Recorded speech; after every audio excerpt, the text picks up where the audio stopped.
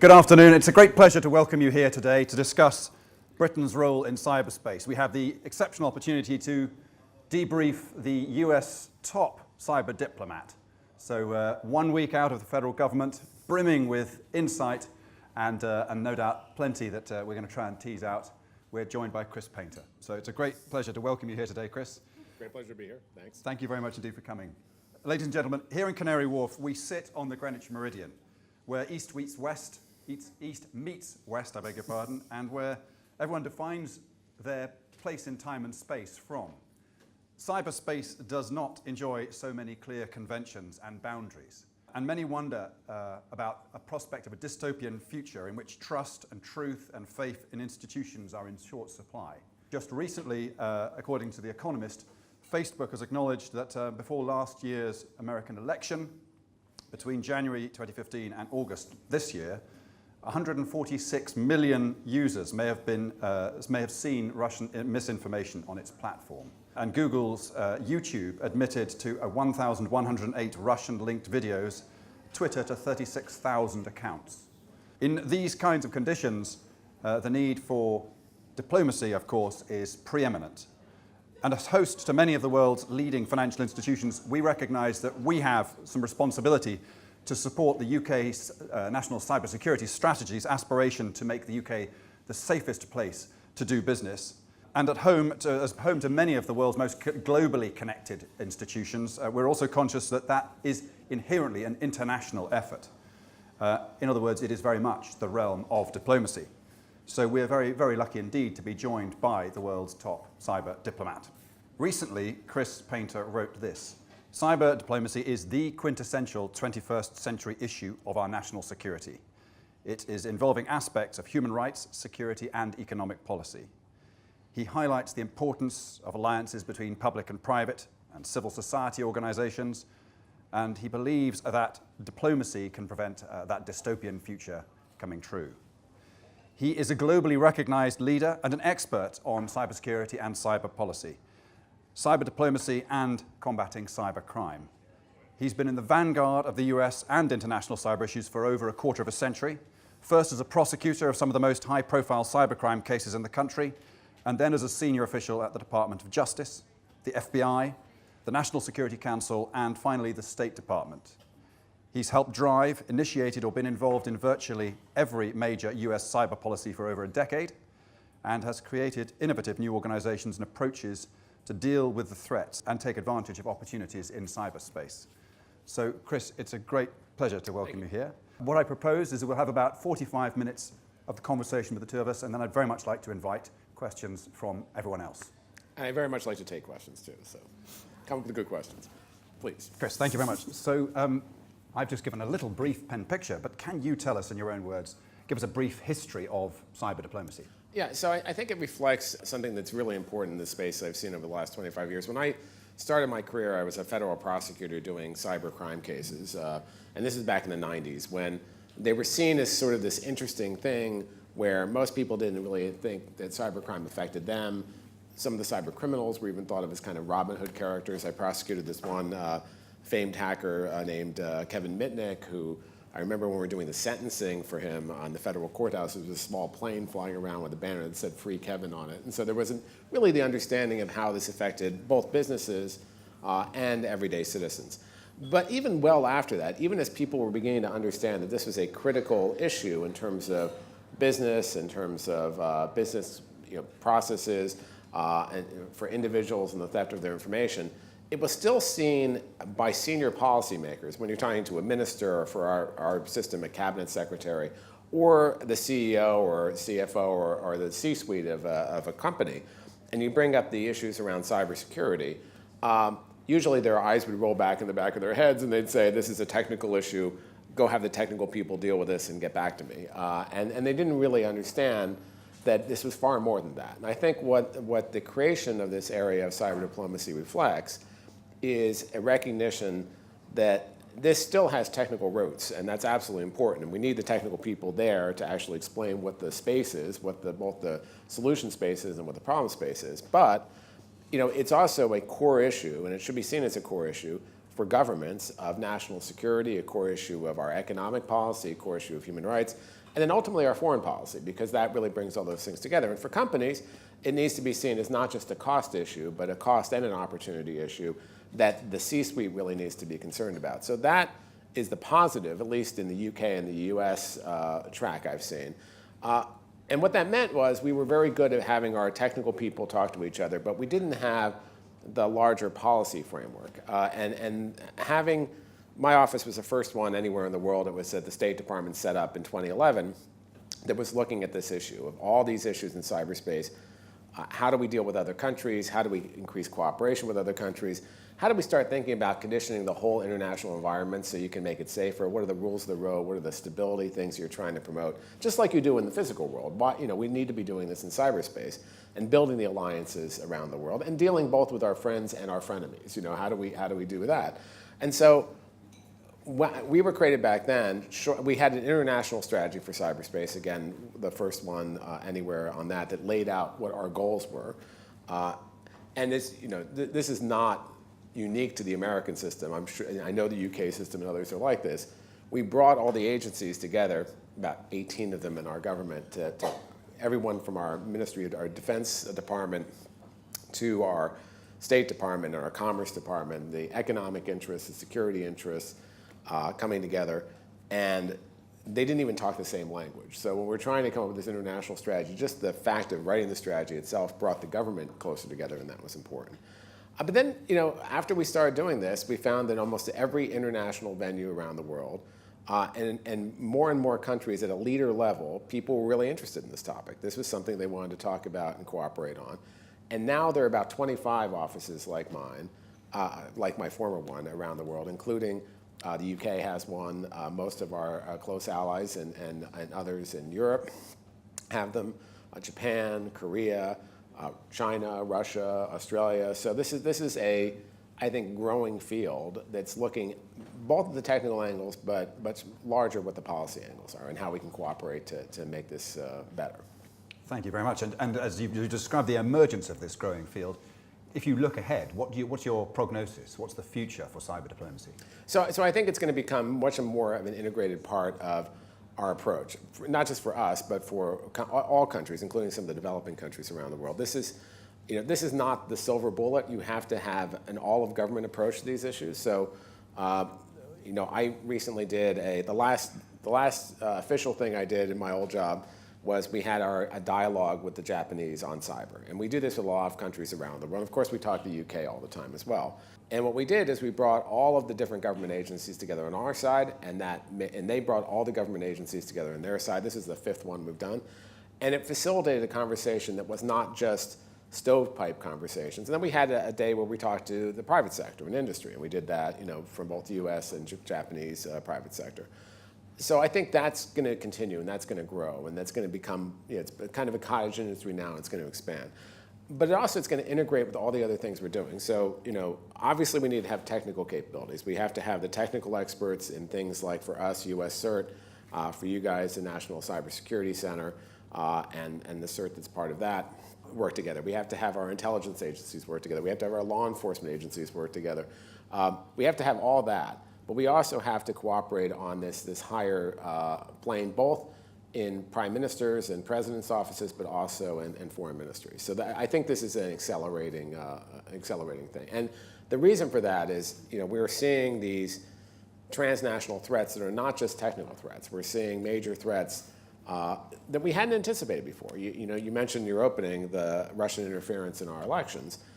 We were very focused on things like possible attacks on critical infrastructures for years. I mean, and the UK has been too. We've been very worried about, does someone knock the lights out? Does someone knock the power out? Now, we've been fortunate that hasn't happened. There's lots of reasons for that.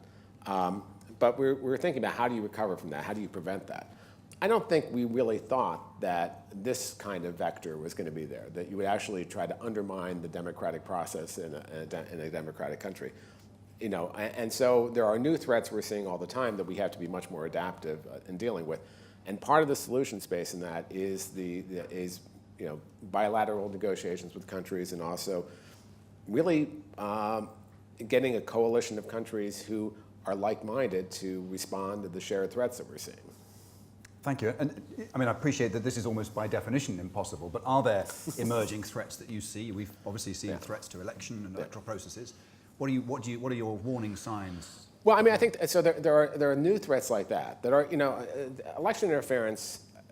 It's not just a cyber threat. I mean, it's not just the cyber people that can deal with that threat either. I think that when people talk about hacking into and trying to influence elections, that's a hybrid threat. Part of that is cyber-enabled, to be sure, and the cyber people, if you want to call them cyber people, are good at looking at what they can do to prevent that, to prevent the intrusions in the first place, hardening the targets, having resilience, maybe looking at some counter messaging and how you work with various social media and other providers. So there's a role for the cyber people, but it's much broader. You have to then talk to the people who are used to influence operations, because this is really what it is, right? So, and you have to have those communities come together and actually work together. So one of the things that I've learned is that you cannot look at this in a cyber stovepipe either. You have to be talking to other people, both in government and industry, to know what the new threats are. But there are also a number of things that are coming down the pike that I think will be challenges. I mean, Internet of Things, everyone, or Internet of Everything, or however you want to describe it. I think that will be a challenge because they're very innovative, everyone's moving toward it, but they're often a commodity, and so security is seldom built in. And we've had the big, what they call Dyn flood attack from a while ago, which a bunch of connected devices were used as a botnet. Botnets are lots of compromised computers, hundreds of thousands of them, that can then knock things offline. There was an actual story, this is my one Internet of Things joke, there was an actual story of a bunch of linked connected refrigerators who were used as a botnet to take down the websites of a number of financial institutions around the world. And so I thought that was a great new application of freezing your assets. All right, it's not that good. It needs research and development more. You heard it here first. But I mean, I think there's things like that, and then that you have to work with the people who are driving the technology to know what the new threats are going to be. But you also have to go beyond the tech community to talk about some of the traditional threats and how cyber can enable those threats or make them more serious. You did mention, you used the term frenemies, and of course, in the sort of a strategic environment in which you've been operating, you will have had plenty of strategic rivals who you've dealt with. What is the best approach? In fact, does diplomacy as a cyber diplomat change when you're dealing with strategic rivals compared to traditional diplomacy? Yeah, I think it does, just like it does in the physical world. So, even with countries we don't agree with, there are times you can make common cause if there's common interest, if you're both advancing goals that you want to advance. So, if you can reach an agreement, one of the things we've been doing is promoting rules of the road in cyberspace, and we were able to reach an agreement on some basic rules of the road, voluntary rules of the road that countries should do, that included China, included Russia, and included other countries that we don't agree with everything on. We were able, with the Chinese, for instance, to reach a very important landmark deal after about 2 years of sustained both diplomatic pressure and pressure from President Obama and others on the idea of theft of trade secrets and intellectual property, that states should not be doing that using cyber means. So that is different than intelligence gathering. That's a different thing than if you're doing it to benefit your commercial sector. And that was a big deal, and we got an agreement there. The UK reached a similar agreement a few weeks later. Australia and others have reached agreements, and the G20 sanctioned that. So there are things you can do. At the same time, they have a different view of the internet. I mean, I think that they want to draw sovereign boundaries around cyberspace. They want to control information. We talk about cybersecurity. Some of those countries talk about information security. There's a reason they talk about it that way, because they're trying to control information. They're worried that information itself is destabilizing. And so, which is a foreign concept, literally a foreign concept for democratic societies like the UK and the US. So we're never going to agree with them on those things. But are there strategic things we can work through and talk about, either at a working level or more senior level, depending on what they are? And I think that's worth doing. Now, on the other hand, I think when you have more like-minded countries, and this goes to one of the things I think we need to do a lot more of, which is deterrence, I think you want to build you want to work with those countries so you're actually going against shared threats. Now, even non-like-minded countries, when it's criminal and other threats, that's something we should be able to get as many countries in the box as we can to do that for cybercrime, even where there's some differences in issues. But when we're talking about nation-state threats, and we're seeing bad actors out there, we need not just the US or the UK. If we act alone, look, we're going to act alone. If it's in our national interest, the UK is going to act alone if we have to. If something, you know, if the flaming ball of cyber death is coming toward us and we need to do something, we'll do it. But it's much better if we can act in concert as a group and impose consequences on the bad actors. And so I think that's where a lot of the running room is going forward, is building those cyber alliances, if you will, with large and flexible like-minded groups. Nothing, you know, it doesn't have to be a formal alliance structure. I don't think that actually works, but I think a flexible group of countries who can take action, maybe different actions depending on what you're seeing, and maybe different countries depending on what you're seeing. When it comes to those actions, those responding to aggressors, what, particularly under those circumstances, what guiding principles do you think nations should apply? So this is where I think this idea, one of the things we've been championing is this cyber stability framework, and that's why I said we've gotten some buy-in by countries around the world. And one aspect of it is, you know, international law applies in cyberspace. So it's not a free fire zone. You can't do anything you want. You know, you actually have some bounds on it. And things like the UN Charter and the law of armed conflict and all these things that apply in the physical world should apply in the cyber world too. And in fact, if you had different rules for cyberspace, that'd be a little bizarre in itself, kind of destabilizing. So that's a base, that's a foundation. But then on top of that, you know, as much as people talk about cyber war all the time because they love talking about cyber war, we haven't really had cyber war. Even you know, the former president of Estonia said that the 2007 Estonia DDoS attack wasn't war. I mean, it was interference, but it wasn't war. So if we haven't seen cyber warfare, even though we're worried about it, what do we see every day? And should we have rules of the road that deal with those? So this is what we've been pushing, this idea of some voluntary norms, things like don't attack the critical infrastructure of another country absent wartime. Don't attack the computer emergency response teams, the incident response teams, because that's like going after the ambulances. Don't do that. Having an expectation that if malicious stuff is coming from your country and another country says, hey, can you help me? You use either law enforcement or technical channels to help mitigate it. And then the intellectual property one I talked about earlier, don't steal the intellectual property of another country to benefit your commercial sector. And some others that, you know, around supply chain, some others that we've been trying to promote. And if you get agreement on that, that's very helpful. And the last part of it is confidence building measures. And this is the only real analog to the nuclear world. Everyone, you know, there's no real good analogs with the nuclear world because of attribution issues and other things, which I'll also get to later on. But, you know, just things like points of contact, exchanging doctrine, dispute resolution mechanisms. So we've been doing a lot of work with, in Europe and with the UK in something called the Organization for Security and Cooperation in Europe, which was set up, you know, back during the nuclear age to deal with things like confidence building measures. So that's, I think, a real important way forward there. So you have all those things together. So those rules of the road do set the framework, the expectations in cyberspace, what countries should do or not do. Just like we have cybercrime laws that deal with the expectations for, you know, individuals and criminals and how we're going to react to that. And then you have to take it to the next level and say, okay, what are the consequences if you start doing bad actions? And I'd say one of the things we have not been, none of us have been, as good at as we need to be, is imposing consequences on bad actors.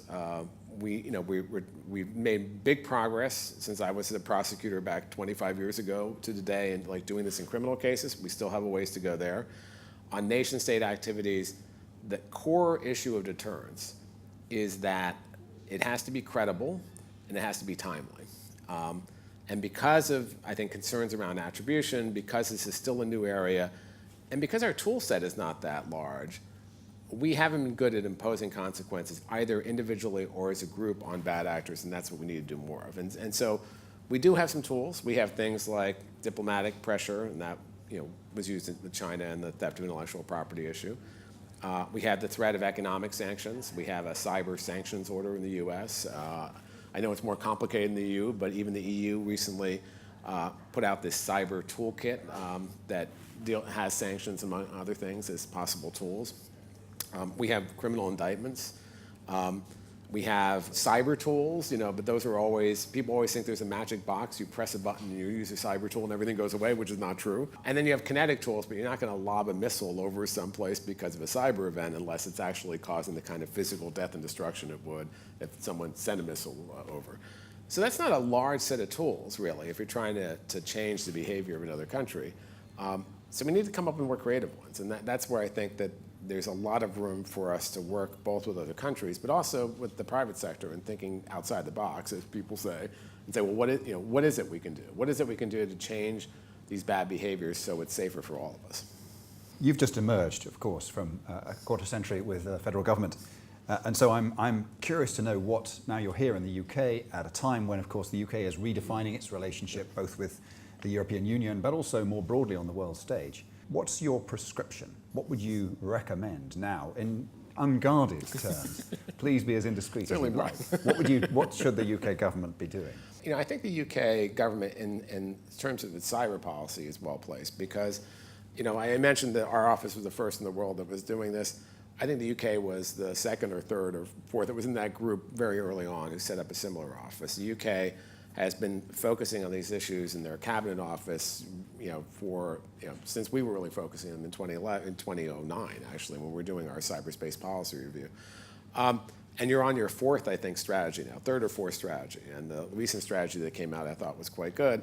And recently set up the National Cybersecurity Center, which is another thing that I think is, as far as I can tell from my vantage point, it looks like it's doing a good job. Obviously, you guys have more on the ground experience with that. So those are all good things, but then there's also challenges. And I think the challenges run both ways. One, once, as the UK is trying to redefine itself, are you going to run into challenges in terms of just regulatory frameworks and data sharing with Europe if you're not part of Europe? And how does that work? And all this is subject to negotiation, I know, so none of this is set.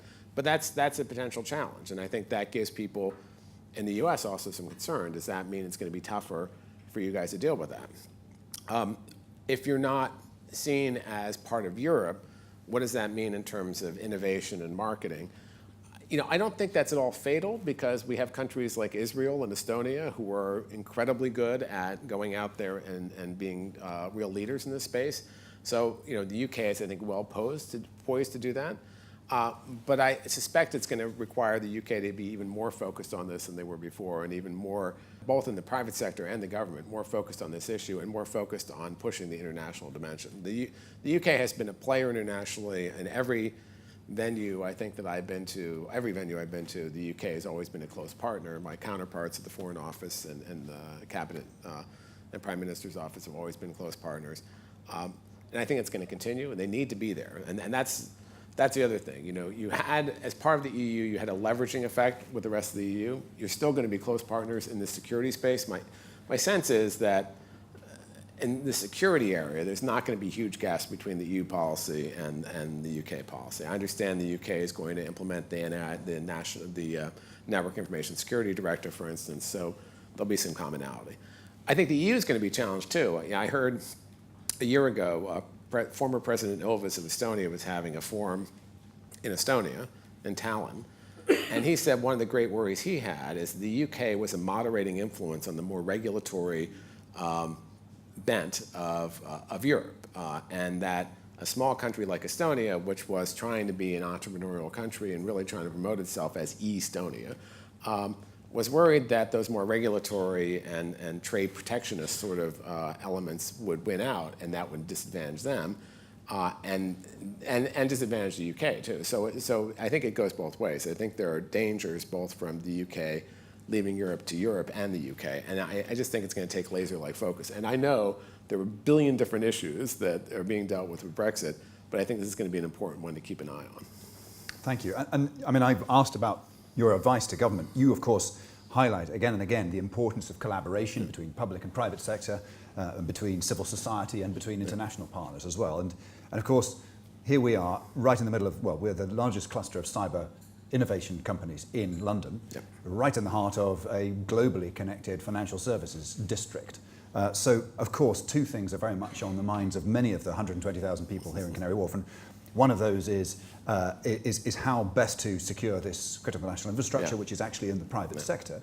And the other one, of course, is the economic prospects. Of course, you've touched on the national security implications, but as we look as a country which is keen to continue to develop our export relationships, Do you have any advice to our exporters? And indeed, are you aware of any sort of concerns as we, of course, look hungrily across the water with trade agreements in mind? Look, I think there's a lot of emerging markets in this area. You know, I've often, when I gave speeches in the past, said, like, cyber is the new black now. Everyone cares about this. Everyone cares about it. Most people don't know what to do about it. And so there's a lot of hunger that's built up for innovative solutions for people who are actually making, you know, some new products and new ideas in this area. And so, but I think that means, though, is there has to be real aggressive marketing around the world in those emerging markets. And, you know, India is one, a lot of the developing world in Africa, where they're getting cable drops now, so they're getting connectivity, and they're caring about these issues. Asia, Latin America, there's a lot of places where I think that are more non-traditional markets for this stuff that are going to be evolving, and I think that's one area that I would focus on. And I'm not an expert in the financial sector, although I've worked with them quite a bit.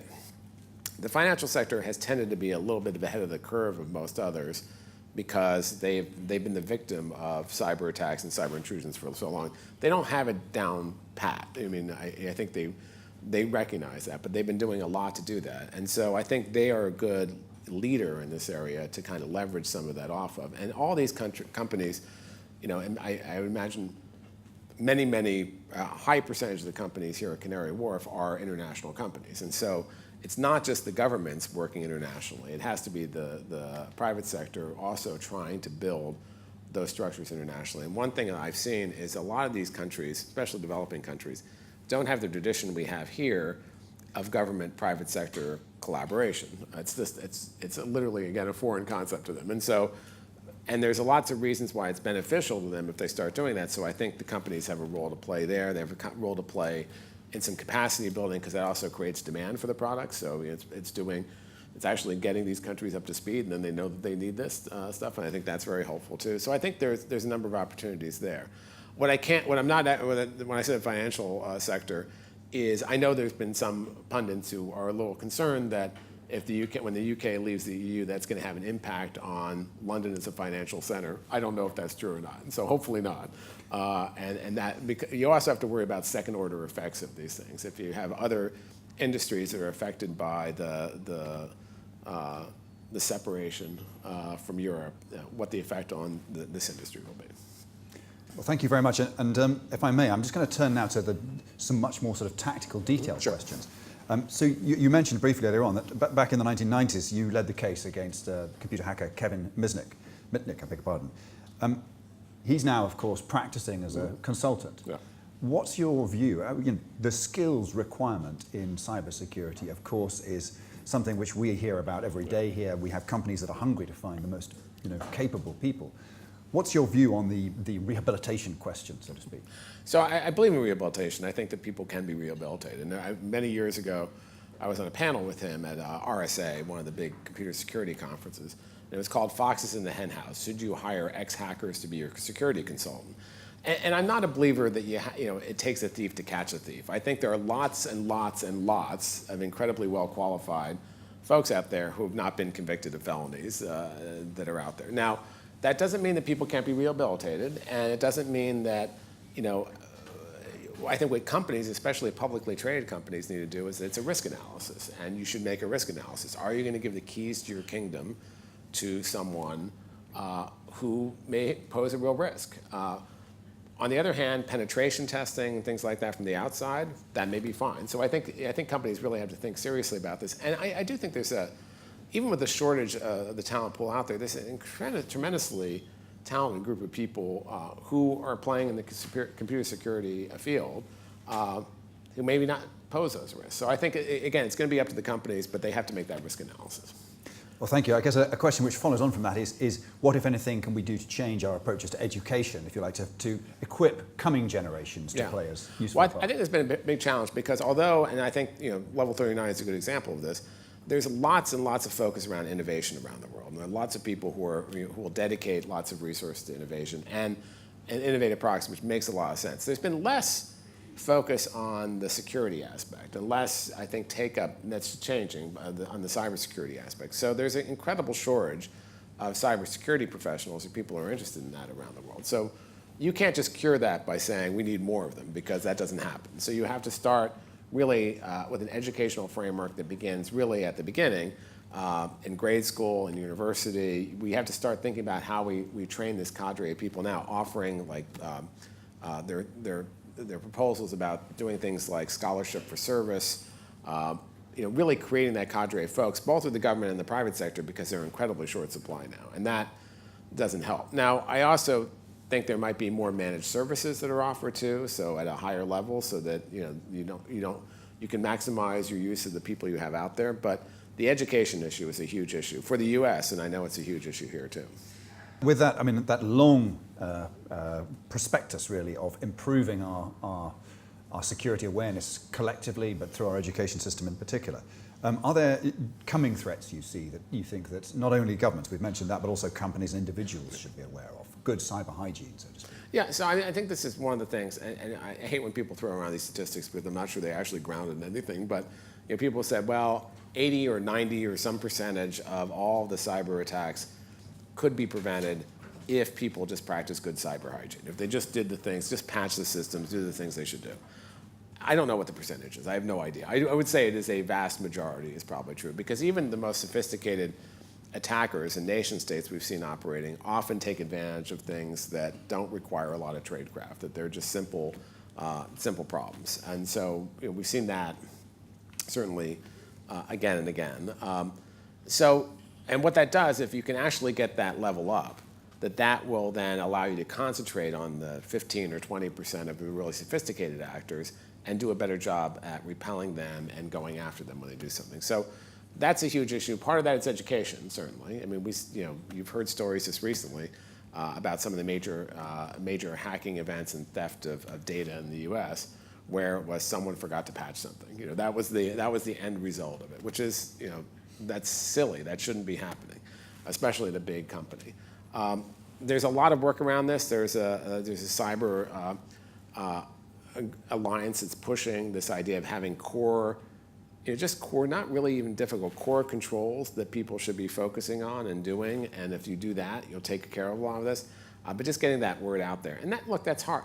It shouldn't be that hard for businesses, but it is hard for individuals. Even for me, who is a sophisticated person, if I had to go working to make sure that your computer, your antivirus is updated, that your firewall is set up, I can understand it's tough for people. So I think we have to figure out new ways to do that too. Now you're outside of government. A question about prevalent attitudes. So not necessarily just the behaviours, the hygiene that you've mentioned, but are there any attitudes or indeed policies that you think, whether it's in the US or elsewhere, a change could make a big difference? Is there any sort of, if you like, a low-hanging fruit? Yeah, I think there are a number of things. I mean, within government, I think it's very important to make this a core part of the job of every minister, right? So if they're evaluated on whether or not they've actually did a good job in this area, that makes a difference. That there's some accountability for this. It's not just something that's offloaded to the CIO or the CSIO of a place. And that's true for companies too, frankly. That they're having that accountability at the very high level actually drives people doing things. A good example is we've had some cases recently, and back when we had the Sony Pictures attack by North Korea was a good example, where CEOs lose their jobs. When CEOs lose their jobs, that's a pretty strong incentive to do something, right? For them to take it seriously.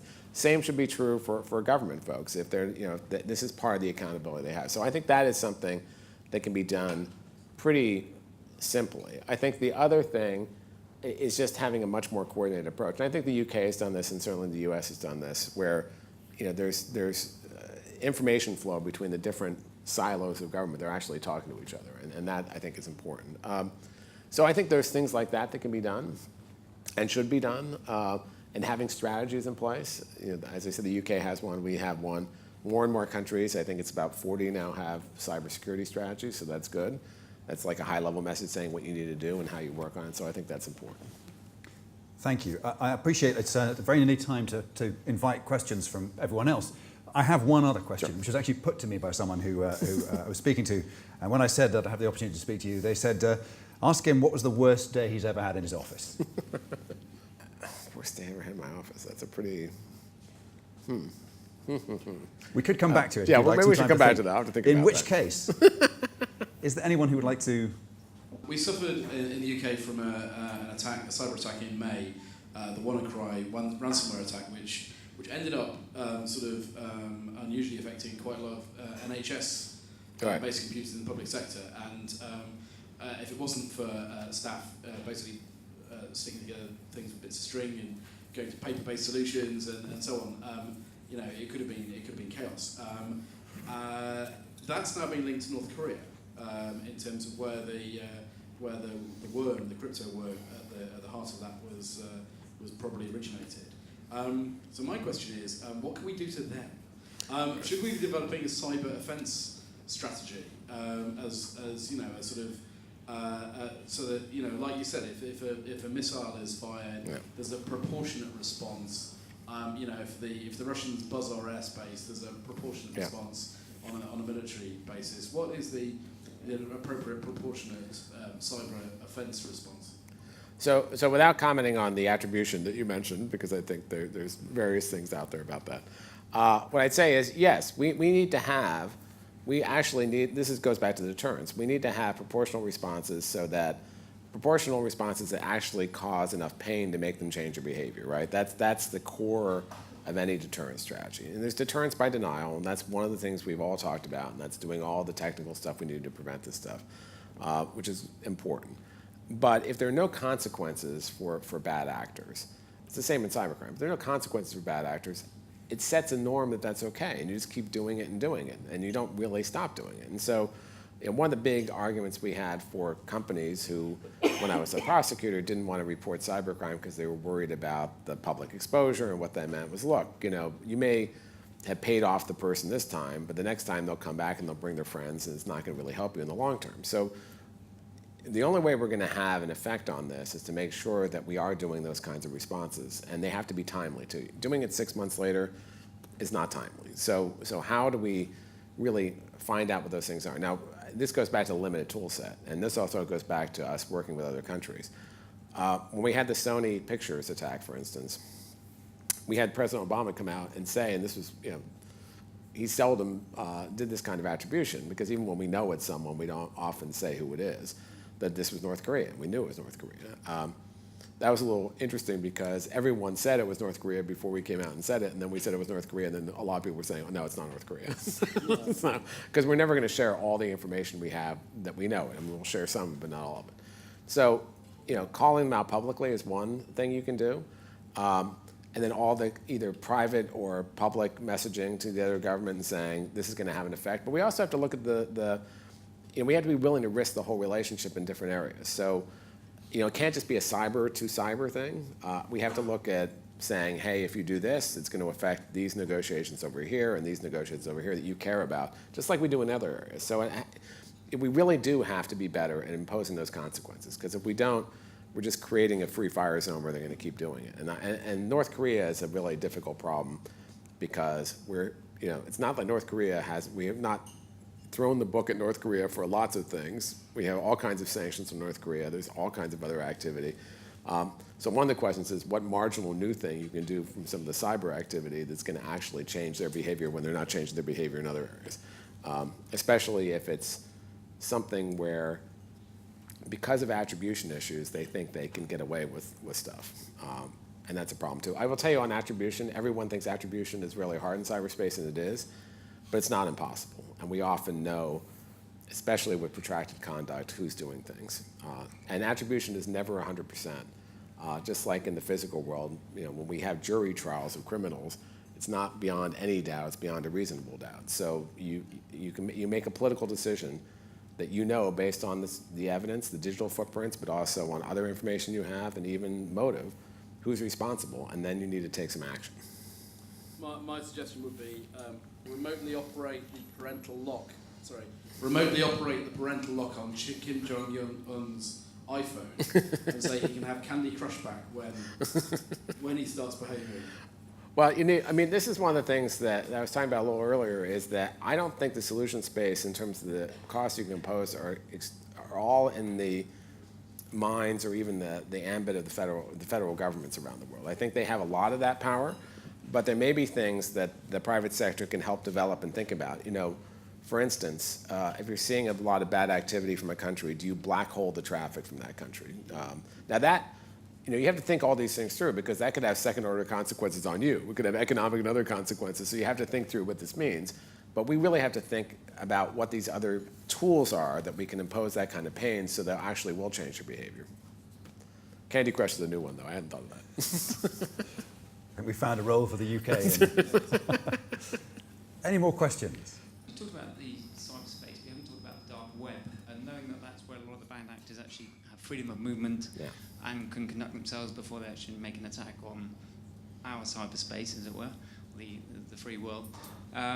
What's your view on that? Because if you can't get a grip of that, surely you can't get a grip of the whole thing. Yeah, I mean, that's one of the real sort of forensic and investigatory challenges, and that's been a criminal challenge for some time, a criminal enforcement challenge for some time.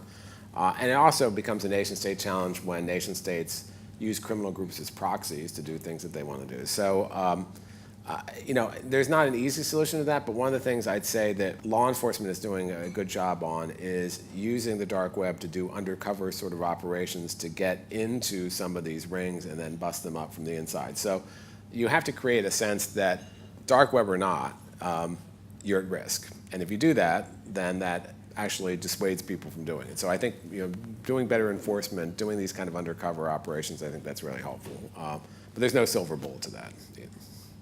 And people have often debated, should we have 100% attribution on the internet? From a security standpoint, that'd be great, right? You could figure out where everyone is, you can figure out what they're doing. From a privacy standpoint and a civil liberties standpoint, and you can imagine dissenters in a repressive regime, that's terrible. So you can identify yourselves for things like financial transactions and have credentials, and that makes sense. But having an internet that is fully attributable has some real issues. Any more questions? Hi, my name is Nadav Schatz from ComSec. I wanted to ask a question about something that you touched very briefly, and that's about the talent shortage. That is something that we are all experiencing, especially as a cybersecurity professional. I need more people like me to help protecting the companies that we're securing.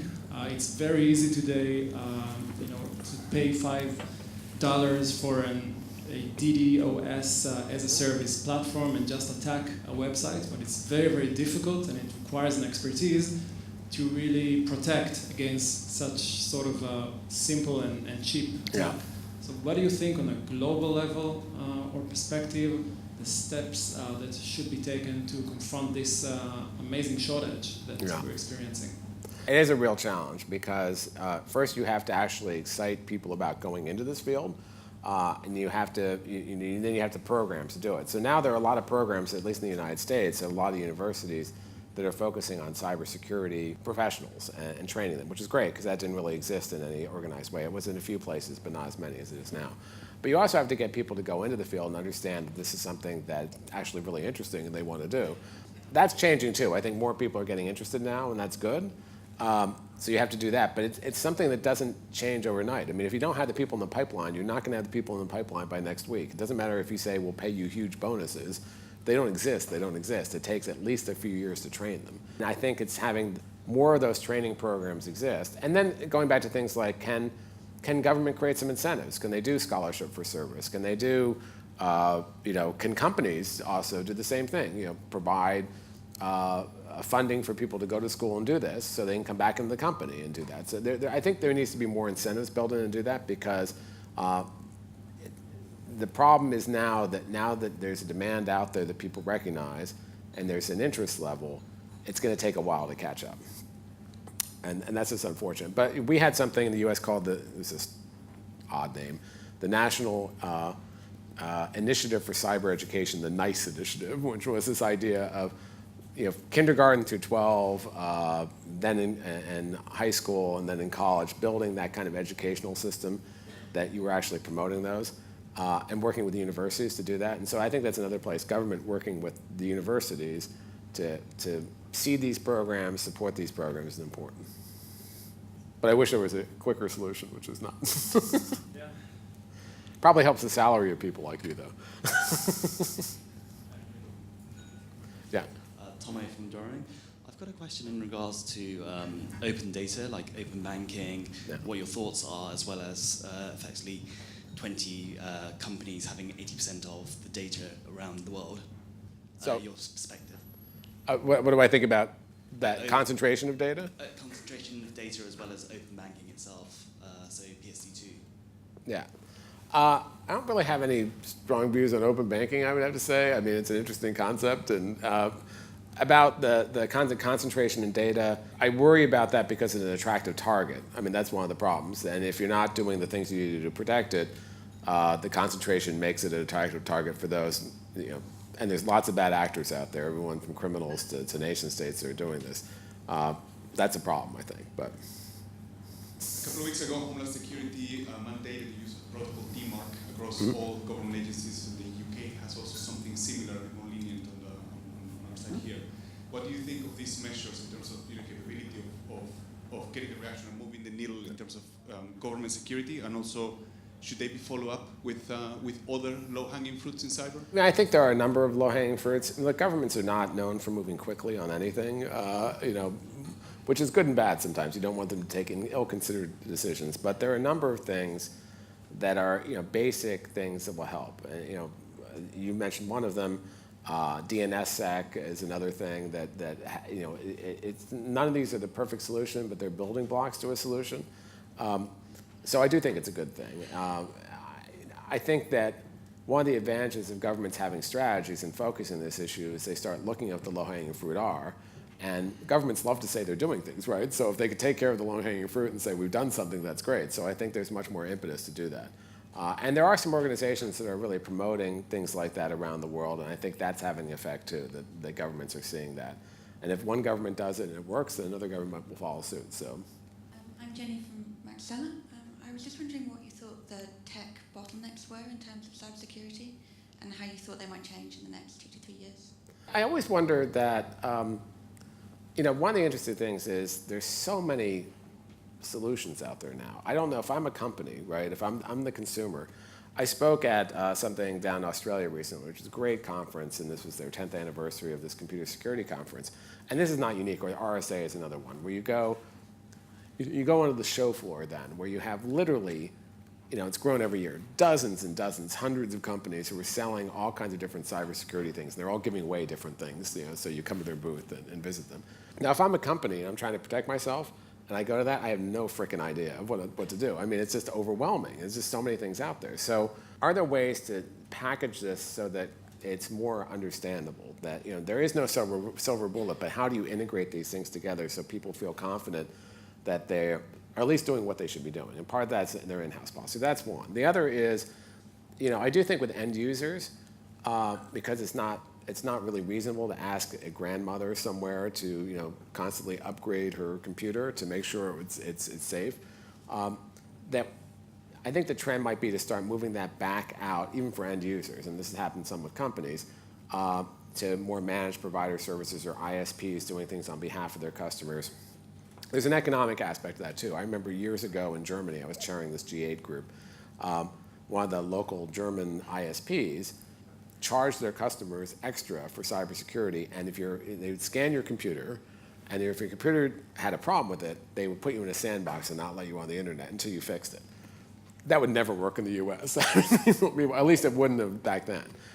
Because there's not that demand for security. I mean, people are not willing to pay for it, individuals yet, because it's changing because they're worried about their personal data being stolen and other issues, which is not just financial.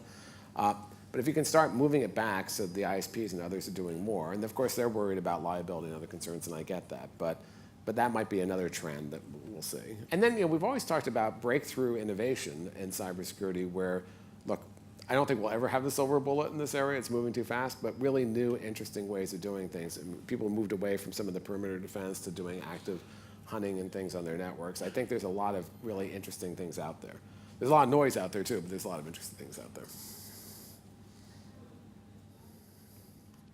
I'm Rohini from the UK Department of International Trade. You've already talked a little bit about diplomacy and trade and exports and the role that private sector and public sector can take. I was just wondering, given that we're sort of moving into a new world order, if you like, with the UK leaving Europe, what was the one thing, say, in 20 years' time, if you look back, you feel the global community could have done or changed or adopted or pushed forward? Is there anything like that in your mind that if you had the power now you would like to influence? I can't think of anything that would be the one thing. I think that, I wish we started taking this issue much more seriously 10 years ago, and so we would be in a better place now than we are. I think it's good that we're doing it now, both from a diplomatic standpoint and from a trade standpoint. I think that that's good. I think we're still at this stage outside of more the cognoscenti where there's public awareness, but there's still this kind of panic about not knowing what to do. So I don't think we have the luxury of time. I think that the problem is that, if we look back 5 years and we haven't done a lot more to solve some of these problems, including, coming up with consequences for bad actors out there and being much stronger about meeting some of the major both attacks and intrusions we've seen, we're going to be in a much worse place. So I'd say that, this is not something we have the luxury to develop long, complex, great, picture-perfect government or industry policies. We really need to start moving out and trying things and doing some things and seeing what works and being much more, I think, risk-taking than we have been in the past. My name is Ali. I'm from Athlete. We're a company that we're helping and contributing to writing banking-grade authentication, authorization specifications. And really, my question was, I think I'm touching on what Tomo had said regarding open banking. The UK government has recently legislated all the high street banks to embrace open banking, which would allow third-party applications like Facebook and Twitter and so many others to access information of your bank account. And I think Japan and Singapore and so many other countries are following suit. Now, with all this push on open banking and with all this openness, I think we're also inviting more vulnerability. Yeah. And I was just wondering so the governments are pushing this, but at the same time, do you think there should be more regulation and more interest from a government level in terms of the security standards that need to be put in place before you start embracing all this openness? Yeah. Look, I think this is a constant challenge of usability and accessibility versus security, right? You can make your computer secure by locking it in the closet and unplugging it, and that doesn't make it very usable to you. So, and that's the same with all these services. So you want to promote the services, but I agree with you that if you're not thinking about the security at the same time, that's a real problem. Years ago, when we were talking about the smart grid, in the U.S., we actually had a lot of meetings about how do you bake security into the smart grid. Now, we didn't do a perfect job, but at the same time, that was something that was important because you recognized that added in later on would be almost impossible. So the same is, I think, true with these services, just like it is with the Internet of Things, coming up with what those policies are. Now, the regulatory debate is tougher because there is from both sides of the political spectrum in the U.S., there's a neuralgia to regulation. I mean, there are regulated industries, and I can imagine certain areas, where it's life and limb is dependent, like, I think of Internet of Things involving like health devices, for instance, or self-driving cars, I can see more of a regulatory regime. And there certainly is with the financial sector by its nature that already exists. Cyber has kind of grown out of the normal regulatory regime you have there. So I think leveraging the existing regulatory regimes and regulators and oversight. Same is true with publicly traded companies and for us, the SEC, and for you guys, other regulators, how they look at that and how they're doing their cyber hygiene. But I think it'd be foolish not to think about the security aspects as you're building out these new products, because if you don't, two things will happen. One, there will be problems, and two, that then undermines the trust in those platforms, because you're like, well, we want those platforms to grow, and you shouldn't think of security and innovation as like diametrically opposed. If you're doing the security right, it provides the framework for doing even more innovation for people to adopt these services. So I think that does have to be looked at. Chris, thank you very much. You said a few moments ago that we don't have the luxury of time, and I'm afraid that I have to agree with you, except I think after 25 years of leading this revolution, you do have the luxury of a well-earned break. I'm sure you won't be resting for long, but I'm very grateful to you for taking this opportunity to spend your first, or part of your first week here in the UK and here with us in Level 39. I think if I may just briefly summarise, you've highlighted, perhaps above all, accountability. The fact that this is a responsibility of every leader. It's a responsibility of every minister, it's a responsibility of every director of a company, And it's something which, above all, depends upon collaboration. It's something which, even when you're dealing with people who you might otherwise not want to deal with, when you're dealing with frenemies, you need to find common intent and interest. You need to find ways of resolving disputes. And if you are going to respond, you need to do so in a timely and credible way. And I think that clear path of escalation is extremely useful, and of course needs to be built into policy frameworks. And you've done so much over the last few years, not only to lead that in the United States, but to, as you've said, to encourage 25 other countries to follow suit, including this one here. You've made the point that we should invest in training. You've made the point that the private sector has a really important role. And you've also highlighted dangers. But I think perhaps most of all, I'm struck by opportunity. So many people, of course, sort of envision a dystopian future. You have done a fantastic job, if I may say, of highlighting constructive responses to threat. Yes, we could lock the computer in the closet, but if we did, as you say, it wouldn't be very much use. You've said cyber is the new black. And you've invited creative, you use the expression, out-of-the-box solutions. And I hope, whether it's flying flags behind planes to keep you out of prison, or possibly, certainly for me, the first time I've ever heard an IoT joke. Not necessarily a good one, but... Or even maybe the possibility that the answer to the challenges of a diplomatic relationship with North Korea is Candy Crush. I think we're already beginning to see some fantastic creativity, and I'm extremely grateful to you for coming here, encouraging us with that, but I very much hope we will see more of you here soon as well. I'm very happy to be here. It's been a real pleasure to be here. The UK has always been one of our strongest allies in everything, but cyber has been no exception, and it's a real pleasure to be here this week and be here with you. Chris, thank you very much indeed. Thanks.